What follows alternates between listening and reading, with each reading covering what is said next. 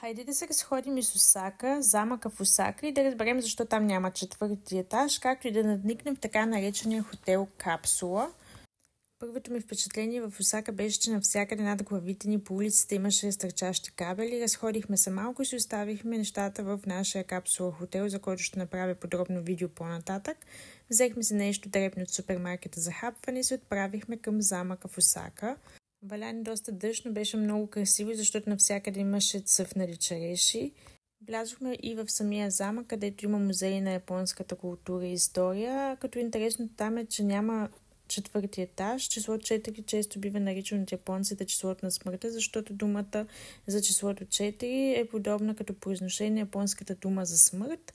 Тук вече виждате гледката от последния етаж, а нашата група, въпреки лошото време, си остана все така весела.